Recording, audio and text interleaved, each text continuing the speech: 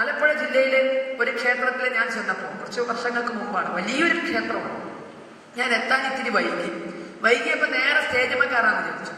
അപ്പോ സംഘാടകർ പറഞ്ഞു, അല്ല ടീച്ചർ പറഞ്ഞ ചായ കുടിച്ചിട്ട് മതി. ഞാൻ വിചാരിച്ചു എന്റെ ആരോഗ്യ കാര്യത്തിലുള്ള ശ്രദ്ധ ഉണ്ടാവും. കാരണം ഞാൻ 150 കിലോമീറ്റർ ദൂരെ നിന്നാണ്.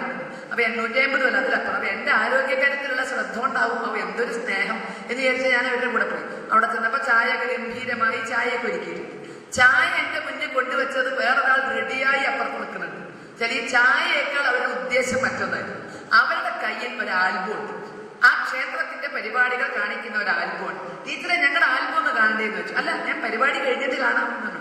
അല്ല ടീച്ചർ, എന്നാലും ചായ കുടിച്ചോളൂ. അതിന്റെ ഇടയിൽ കൂടെ 2 ചിത്രങ്ങൾ. അപ്പൊ അവരുടെ ഉദ്ദേശം എന്നെ ആൽബം കാണിച്ചിട്ട് വേദി കയറ്റാവൂ എന്നുള്ളതാണ്. അതാണ് മെയിൻ ചായ വന്നിരിക്കുന്നത്. ഒരു 2 ഫോട്ടോയെങ്കിലും ടീച്ചർ കാണാം. അപ്പൊ ഞാൻ ഏത് ഫോട്ടോ കാണണമെന്ന് അവർ നിശ്ചയിച്ച് ആൽബത്തിന്റെ ഇടയിൽ 2 വിരൽ തിരികെ വെച്ചിട്ടുണ്ട് കൃത്യമായിട്ട്. ഇതൊക്കെ പ്രീ പ്ലാൻ. എന്റെ അടുത്ത് ആൽബം കൊണ്ടുവന്നതും ആദ്യത്തെ ഒരു വിരലും കൊണ്ട് മറച്ചു. ആ മറച്ചപ്പോൾ ഒരു ചിത്രം, ക്ഷേത്രത്തിൽ ക്രിസ്മസ് കരോള് കയറുന്നതിന്റെ ചിത്രമാണ്. ക്രിസ്മസ് കരോള് ക്ഷേത്രത്തിൽ വരുന്നു. അവിടെ വെച്ച് കേക്ക് മുറിക്കുന്നു. ക്ഷേത്രം മറ്റേ ഭരണാധികാരികളും തന്ത്രിയും മേൽശാന്തിയും എല്ലാമായി ഉഷാറായി. അതിന്റെ ചിത്രം എനിക്ക് സന്തോഷം തോന്നി. കാരണം നമുക്ക് ലോക സമസ്ത സുഖിനോ ഭവം. കുറച്ച് മാറിയിട്ട് അടുത്ത പേജിന്റെ ഉള്ളിൽ വേറെ വിരലുണ്ട്. ഇത് കണ്ടു കഴിഞ്ഞതും ആ വിരലും കൂട്ടി തട്ടി. ആ പടവും അതിനേക്കാൾ മനോഹരമായിരുന്നു.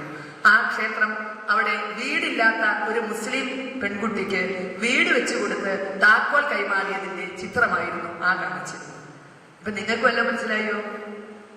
എനിക്ക് മനസ്സിലായി. ആ മനസ്സിലാക്കിക്കൽ തന്നെയായിരുന്നു ഈ ആൽബം കാണിച്ചത്. ഇനി ടീച്ചർ പോയി പ്രസംഗിച്ചോളൂ എന്ന് പറഞ്ഞു. എന്ന് പറഞ്ഞാൽ ഇതാണ് ഞങ്ങളുടെ അമ്പലം, ഇതാണ് ഞങ്ങളുടെ അമ്പലം. അപ്പൊ ടീച്ചർ സംസാരിക്കുമ്പോൾ എങ്ങനെ വേണം? ഇതിനൊക്കെ അനുസരിച്ച് ഒരു അല്ലെ, ഒരു മധ്യമാർഗത്തിൽ കൂടെയൊക്കെ അങ്ങനെ നീങ്ങിയാൽ മതി. അവരൊക്കെ ശരിക്കും മനുഷ്യ സൈക്കോളജി പഠിച്ചവരാണ്. പറയാതെ തന്നെ എല്ലാ കാര്യവും പറഞ്ഞു. ഞങ്ങളുടെ അമ്പലം ഇതാണ് എന്നുള്ളത് ഈ ചിത്രത്തെ കൂടി എനിക്ക് കാണിച്ചു. ഞാൻ വേദിയിലേക്ക് കുറച്ച് ദൂരമുണ്ട്. ഈ ഓഫീസ് വേദി തമ്മിൽ കുറച്ച് ദൂരമുണ്ട്. ഞാൻ പോകാൻ തുടങ്ങിയപ്പോൾ ഒരു കൂട്ടം ചെറുപ്പക്കാരൻ എന്റെ പിന്നാലെ ഓടി വന്നു. ആ അമ്പലത്തിന്റെ ബന്ധ വ്യക്തിയാണ്. ആ അമ്പലത്തിൽ ആദ്യം ജരാത് വെച്ചവരാണ്. ആ അമ്പലത്തിന് മോഹിച്ചവരാണ്. പക്ഷെ ഇന്ന് ബഹളം മയൊക്കെ ആയപ്പോ അവര് പുറത്താണ്. അവരെന്റെ പിന്നാലെ ഓടി വന്നു. ടീച്ചർക്ക് ആൽബം കാണിച്ചു തന്നില്ലേ?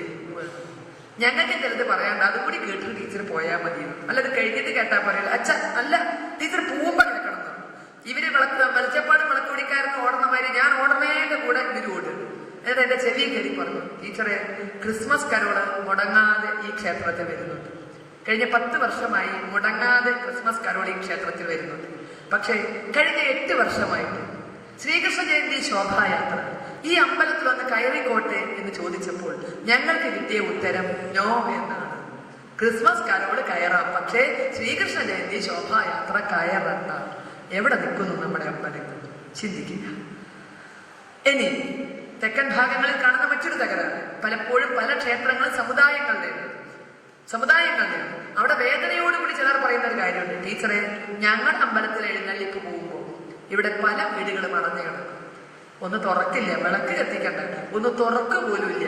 അത് ഞങ്ങളുടെ അമ്പലം ആയതുകൊണ്ടാണോ ടീച്ചറെ എന്ന് ചോദിക്കും. പക്ഷെ അതേ സ്ഥലത്ത് ക്രിസ്ത്യൻ പള്ളിയിലെ എഴുന്നള്ളിപ്പോ പോകുമ്പോൾ ഇവരെല്ലാവരും സ്വീകരിക്കും, തോരണങ്ങൾ തൂക്കും, സ്വീകരിക്കും ഗംഭീരമായിട്ട്.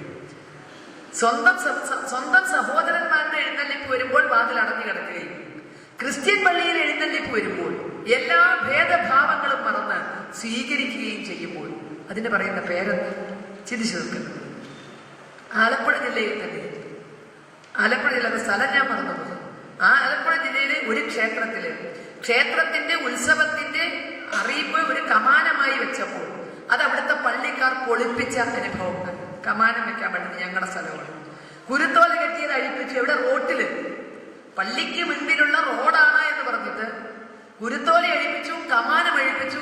അത് അനുഭവം ഉണ്ടായിട്ടുണ്ട്. പക്ഷേ ആ പള്ളിയിലെ എഴുന്നള്ളിപ്പിന് അതേ ക്ഷേത്രക്കാർ സ്വീകരിക്കുമ്പോൾ അതിന്റെ പേര് അടിമത്തം, അപകർഷതാബോധം. ഈ ക്ഷേത്രത്തിലെ ഉത്സവത്തിന്റെ കമാനം അഴിപ്പിച്ചവര്, ഈ ക്ഷേത്രത്തിലെ ഉത്സവത്തിന്റെ കൊടിതോരണങ്ങൾ അഴിപ്പിച്ചവര് അവരുടെ എഴുന്നള്ളിപ്പിന് അതേ ക്ഷേത്രത്തിൽ വിളിച്ച് സ്വീകരിക്കുമ്പോൾ നമ്മുടെ ക്ഷേത്രങ്ങൾ ഏത് നിലയിലാണ് പോകുന്നത് എന്നതിനെ പറ്റി എല്ലാ ക്ഷേത്രങ്ങളും അല്ല കിട്ടും.